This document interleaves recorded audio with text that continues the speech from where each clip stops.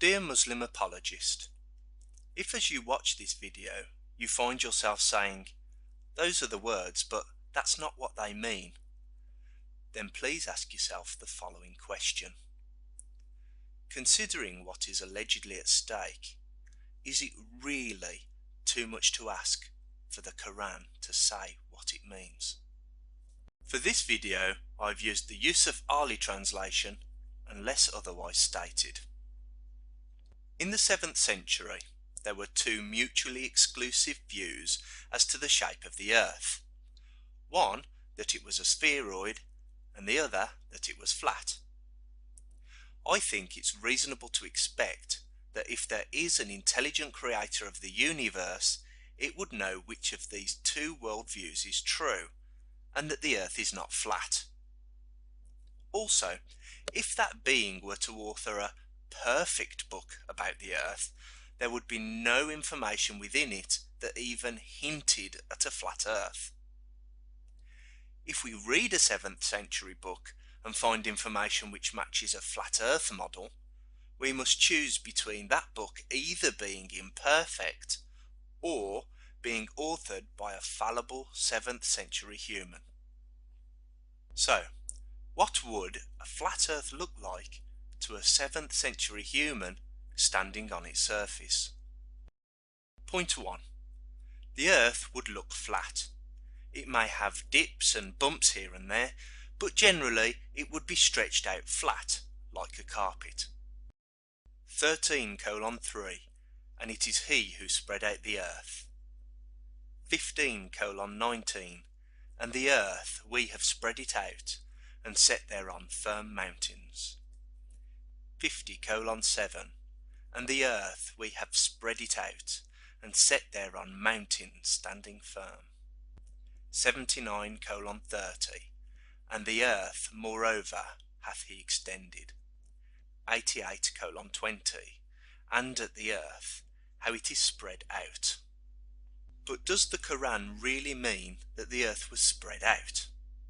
The word for spread out in 13:3, 15:19, and 50:7 is madda.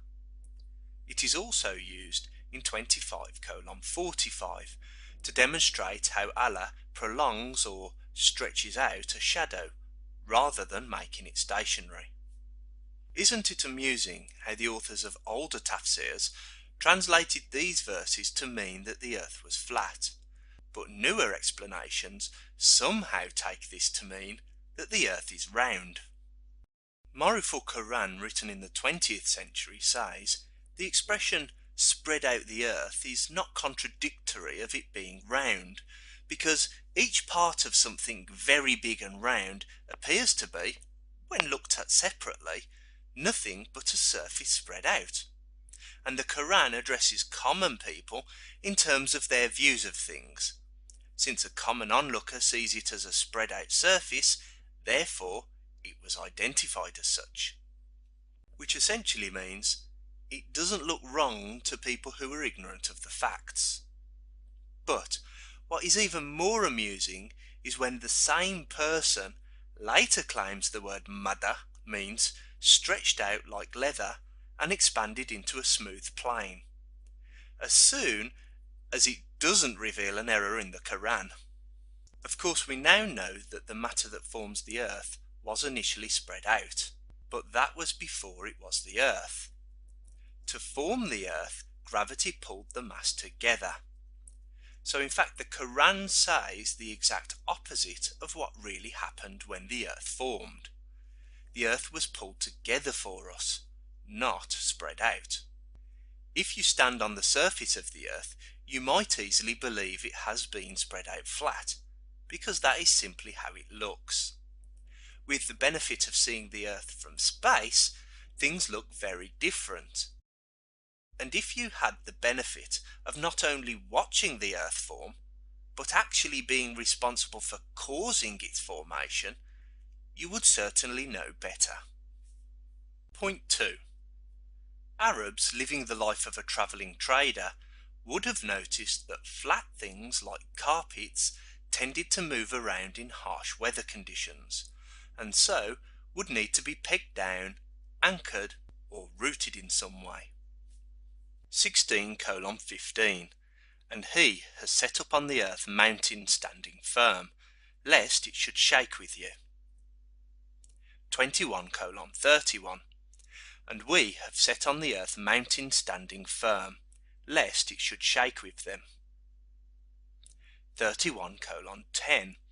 He set on the earth mountains standing firm, lest it should shake with you. In the past there were obviously beliefs that the earth had roots and that the mountains did too. Aristotle says that the old writers who invented theogonies wanted the earth and sea to have foundations and roots of their own. Job 28:9 and also Jonah 2:6 both talk about the roots of mountains. When on a trade route, people would use pegs to hold in place the flat fabrics of their tents in order to stop them from moving all over the place. So, if mountains are there to stop a flat earth from moving around, then it is not unreasonable to assume that the mountains must be playing the part of the pegs. 78:6-7. Have we not made the earth as a wide expanse, and the mountains as pegs?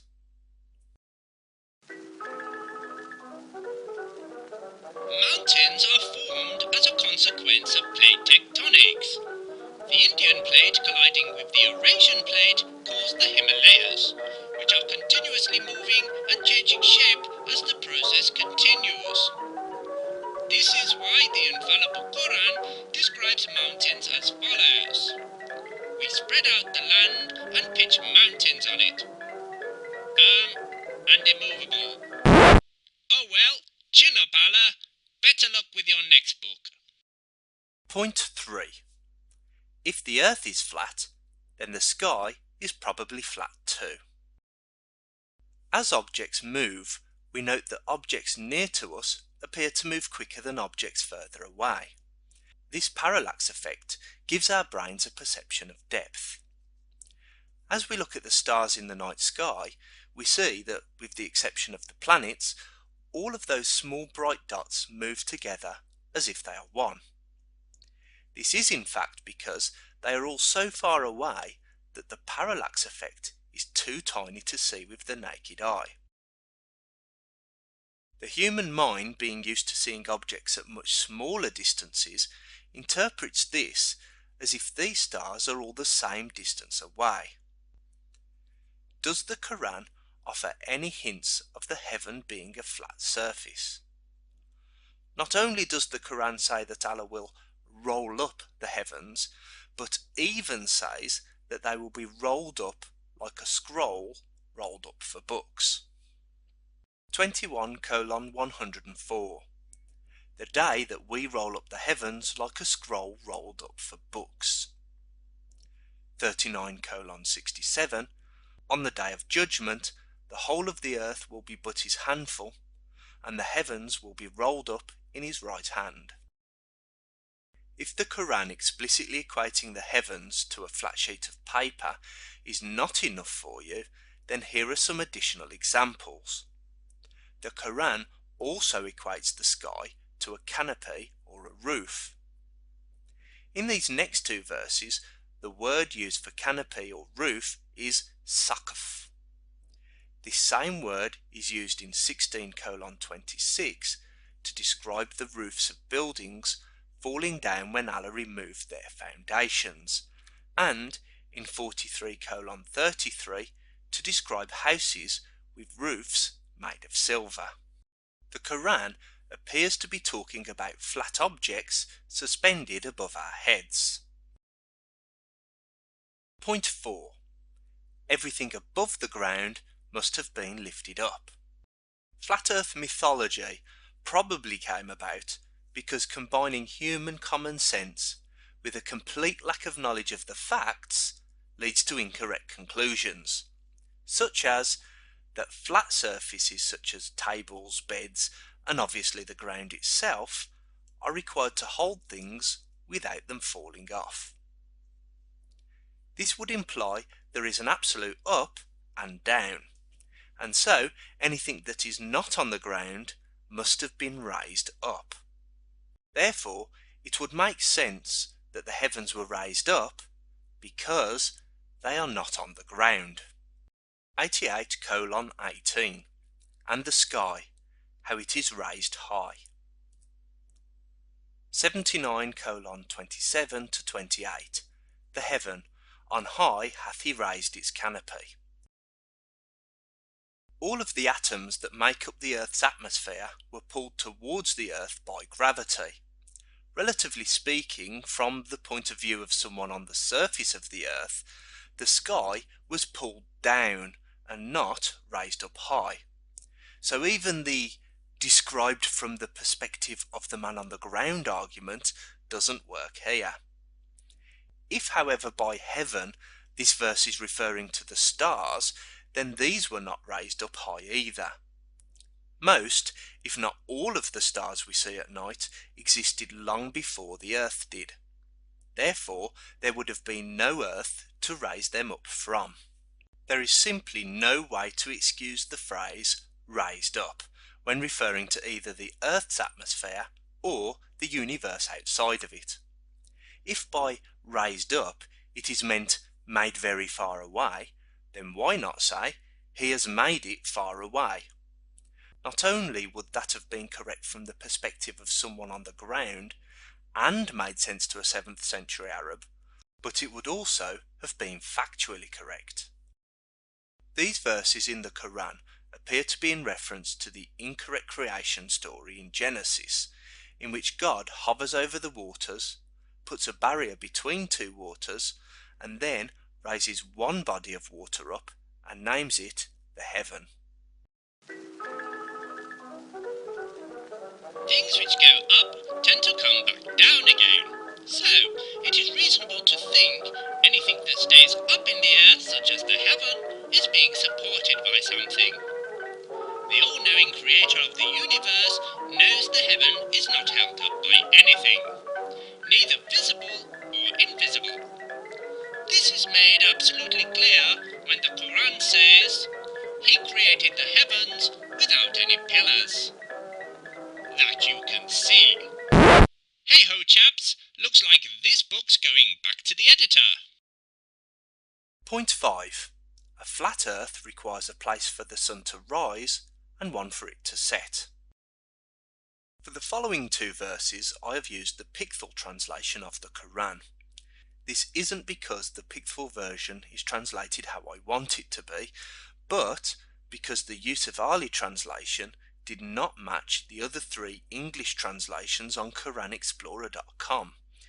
So I ignored the one translation that was different and went with the three that corroborated each other. 18:86 Until when he reached the setting place of the sun. 18:90 Until when he came to the rising place of the sun.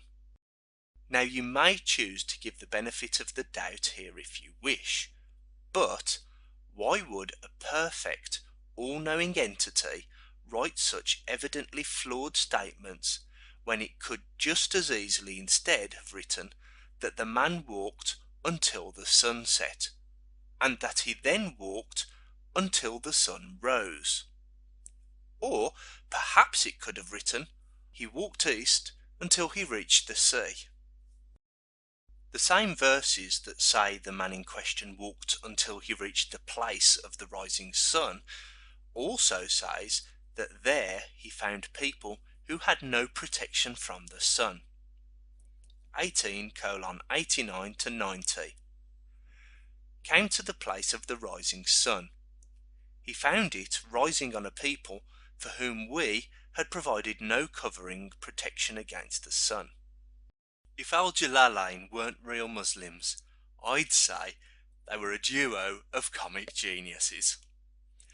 The place where the sun rises is obviously so hot that all the people there have black skin.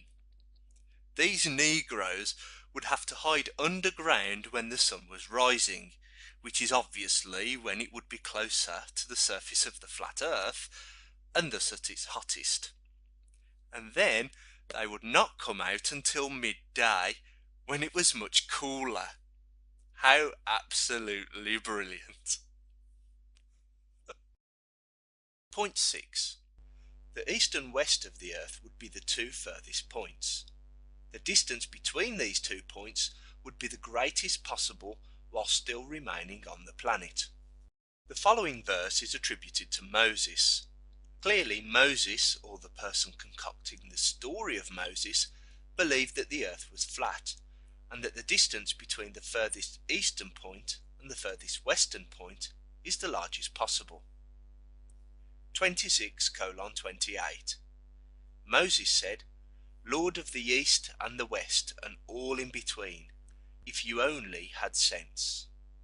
Well, I do have sense, and it's currently telling me that the author of these words thought the Earth was flat. Now, we can very well excuse the words of a human, because unless God told him differently, Moses probably would have thought the Earth was flat. But can we excuse it being written in the Koran? Moses is delivering a message in the name of the creator of the universe. In saying that Allah is the Lord of the East and the West and all in between, he is actually saying that Allah is the Lord of nothing. This is because there is no distance between the furthest easterly point and the furthest westerly point on Earth. On a spheroid, these are in fact the same place. Should Allah let such a mistake go uncorrected? Well, perhaps at the time, yes. But even then, there is no explanation as to why Allah would bring this error up thousands of years later in his book intended for all people until the end of time, when at some point in the future we would all know that it is wrong. Surely Allah would only include things that made sense and leave out all of the misconceptions instead of propagating them further, or perhaps even mention that Moses was wrong. Why would the creator of the universe include so much seemingly flat earth information in its perfect book? With so much information in the Quran that can easily be interpreted as being flat earth oriented, can we honestly say that the Quran is perfect? Would it not be more perfect if it weren't there at all? 1. Saying the earth has been spread out. 2. Comparing the sky to a flat sheet of paper. 3. Saying the sky or universe has been raised up. 4. Saying there is a place where the sun rises and a place where it sets. 5. Naming the east and west as places between which is the greatest possible distance.